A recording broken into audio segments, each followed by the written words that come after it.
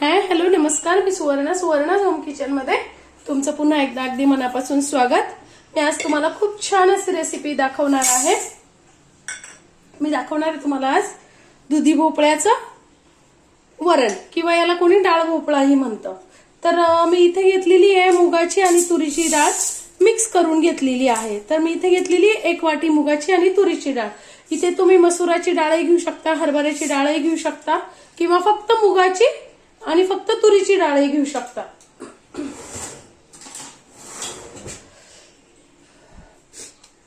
आणि मी इथे घेतलाय अर्धा दुधी भोपळा।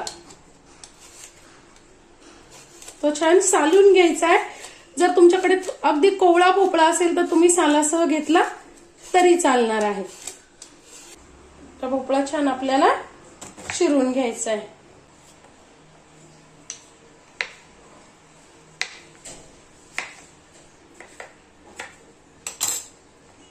छान असे भोपळ्याचे मी तुकडे करून घेतलेले आहेत। आता आपल्याला डाळ आपल्याला 3 ते 4 पाण्याने स्वच्छ धुवून घ्यायची आहे। पण भोपळा असा थोडासा जाडच चिरायचा आहे। छान आता मी इथे 3 ते 4 पाण्याने डाळ स्वच्छ धुवून घेतलेली आहे। त्यात टाकायचं आहे अर्धा चमचा हळद, हा माझा छोटा चमचा आहे, पाव चमचा हिंग आणि आपण चिरून घेतलेला भोपळा। आता कुकरला छान 4 ते 5 शिट्ट्या देऊन आपल्याला ही डाळ शिजवून घ्यायची आहे। बघा आपली डाळ किती छान मस्त अशी शिजलेली आहे आणि भोपळा पण छान शिजलेला आहे। आता छान आपल्याला तो असा रवीने किंवा मग चमच्याने तुम्ही घोटून घेऊ शकता किंवा तुमच्याकडे स्मॅशर असेल तर त्यांनी स्मॅश करून घेतली तरी चालेल, म्हणजे भोपळा पूर्ण स्मॅश होतो त्याच्यात। 1 चमचा मोहरी घालून घ्यायची आहे। हा माझा छोटा चमचा आहे, तुमचा जर पोहे खायचा चमचा असेल तर अर्धा चमचा तुम्ही टाकून घेऊ शकता। अर्धा चमचा हळद, हिंग आपण मगाशी घातलेला आहे त्यामुळे आता हिंग नाही घालायचं आहे।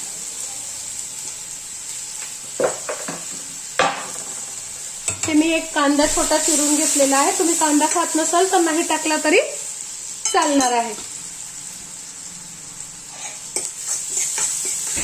इथे तुम्ही लसूण आणि हिरवी मिरची पण घालू शकता।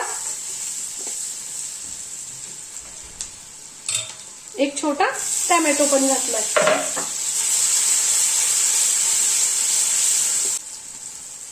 तिखट तुम्ही तुमच्या आवडीप्रमाणे टाकू शकता। मी इथे अर्धा चमचा तिखट टाकलाय आणि अर्धा चमचा धने जिऱ्याची पावडर टाकली।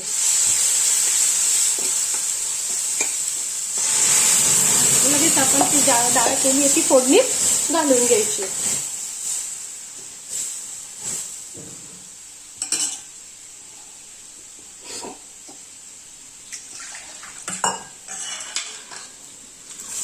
आणि पाहिजे तसं तुम्हाला घट्ट पातळ तुम्ही करू शकता।